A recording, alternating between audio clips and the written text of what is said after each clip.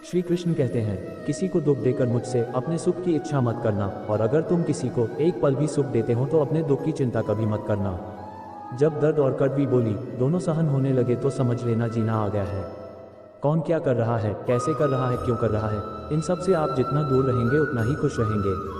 हंसते रहो तो दुनिया साथ है, वरना आंसुओं को तो आंखों में भी जगह नहीं मिलती। जीवन में जो भी होता है वो किसी वजह से होता है, या तो वह आपको कुछ बनाकर जाता है या फिर सिखाकर।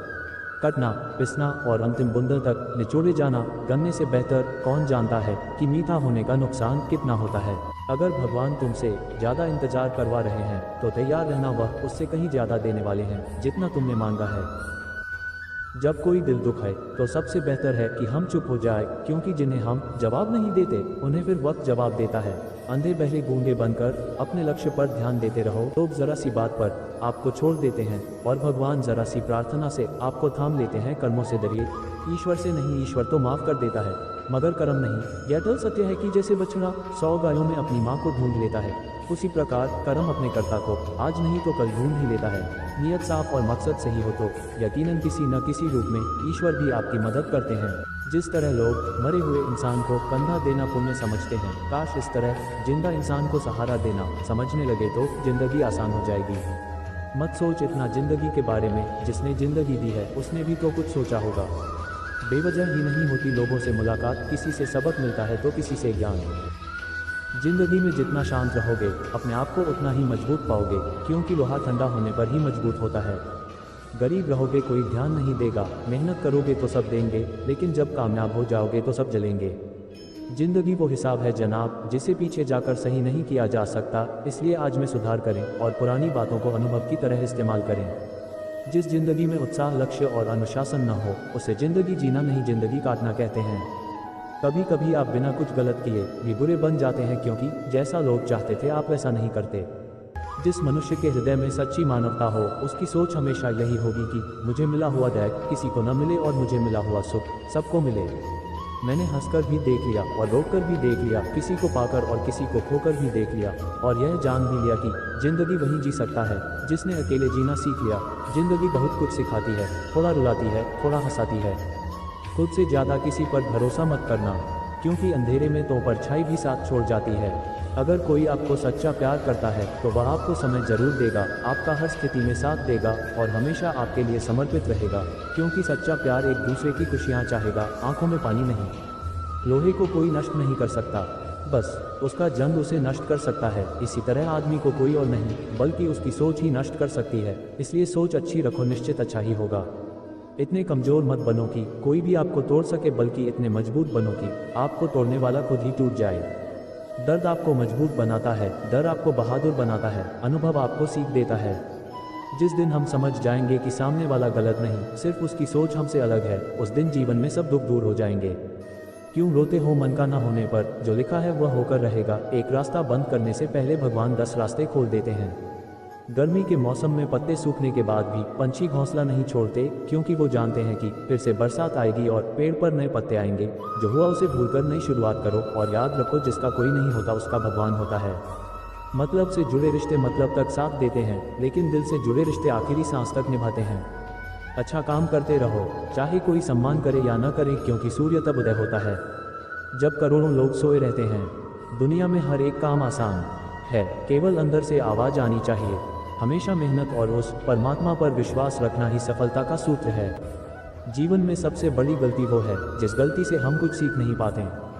जो व्यक्ति अपने मन को काबू में कर सकता है जिंदगी में कुछ भी कर सकता है। इंसान की अच्छाई पर सब खामोश रहते हैं, लेकिन चर्चा अगर उसकी बुराई पर हो तो गूंगे भी बोल पड़ते हैं। श्री कृष्ण कहते हैं, तुम्हारे बीते हुए कल को तो मैं ठीक नहीं कर सकता, पर तुम वर्तमान में अगर अच्छे कर्म करोगे तो मैं तुम्हारा आने वाला कल जरूर उजागर करूंगा। झूठी बातों पर जो लोग आपकी वाह वाह करेंगे वही लोग आपको तबाह करेंगे। बुरे से बुरा क्या होगा हम ये तो सोच ही लेते हैं, मगर अच्छे से अच्छा क्या होगा हम कभी नहीं सोचते। ईश्वर तो रात को पेड़ पर बैठे पक्षियों को भी कभी नीचे नहीं गिरने देता, तो सोचो वह तुम्हें अकेला और बेसहारा कैसे छोड़ सकता है। आज के ज़माने में कोई अपना नहीं होता, सिर्फ लोग तब तक साथ देते हैं जब तक उनका स्वार्थ होता है।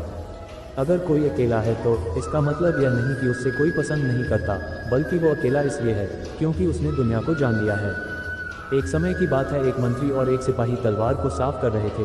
तलवार को साफ करते समय अचानक तलवार मंत्री के पैर पर गिर जाती है और मंत्री की पैर की उंगली कट जाती है। उस मंत्री को उंगली कटने के कारण बहुत दर्द हो रहा था, लेकिन उसका सिपाही कहता है, शांत रहिए मंत्री जी, जो कुछ भी होता है अच्छे के लिए होता है। मंत्री को ये बात सुनकर बहुत गुस्सा आता है। वो सिपाही से कहता है, मेरी उंगली कट गई और तुम कह रहे हो कि अच्छा हुआ, इसमें अच्छा क्या है। फिर भी वो सिपाही मंत्री को समझाने की कोशिश करता है, पर मंत्री सिपाही की एक सुने बिना गुस्से के कारण सिपाही राजा की काल कोठरी में बंद करवा देता है। पर सिपाही को इस बात का कोई डर नहीं था। उसका अब भी कहना यही था, जो भी होता है अच्छा होता है, और वो अपनी खुशी से अपने आप को काल कोठरी में बंद करवा लेता है। मंत्री इस बात को सुनकर चौंक जाता है और सोचता है कि कहीं मैंने उससे उसकी अच्छाई के लिए तो कैद नहीं करवा दिया है। फिर इस घटना को कई महीने बीत जाते हैं। एक दिन मंत्री जंगल के रास्ते कहीं जा रहा था, लेकिन घने जंगल में वो रास्ता भटक जाता है। जब मंत्री को पता चलता है कि वह जंगल में खो गया है, तो वह बाहर जाने का रास्ता ढूंढने लगता है। लेकिन अचानक जंगल में रहने वाले आदिवासी लोग आकर मंत्री को घेर लेते हैं तथा उन्हें पकड़कर वो लोग अपने देवता को बलि चढ़ाने के लिए ले आते हैं। मंत्री उनको बार बार समझाने की कोशिश करता है, पर उनको कुछ समझ नहीं आता। वो लोग खुशी से नाचने लगते हैं और मंत्री को नहलाकर बलि चढ़ाने के लिए उनको तैयार करते हैं।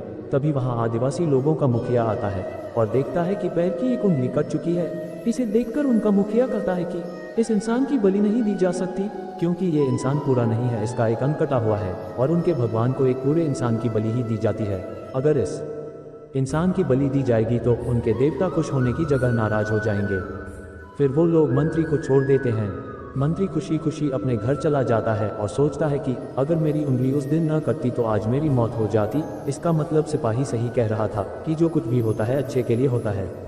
और वह जल्दी से जाकर सिपाही को रिहा कराता और क्षमा मांगता है और पूछता है, सिपाही मेरी उंगली कट गई तो मेरे लिए अच्छा हुआ, ये तो मैं मान गया, लेकिन तुम जेल में हो, इससे तुम्हारा क्या अच्छा हुआ। सिपाही खुशी खुशी मंत्री से कहता है, आपके साथ मुझे भी जाना पड़ता और अगर मैं आपके साथ होता तो वो लोग मुझे मार देते, क्योंकि मेरा शरीर पूरा है। सिपाही की बात सुनकर मंत्री को समझ में आता है कि जो कुछ भी हमारे जीवन में होता है वो अच्छे के लिए होता है। अगर हम अपने जीवन में भी देखें तो हमारे जीवन में भी कुछ मुश्किलें आती हैं, तो हम उनका सामना नहीं करते और हम उनको ही दोष देते हैं। इस वीडियो में बस इतना ही। मिलते हैं अगले वीडियो में, तब तक के लिए दोस्तों खुश रहें, मस्त रहें और स्वस्थ रहें। जय श्री कृष्णा।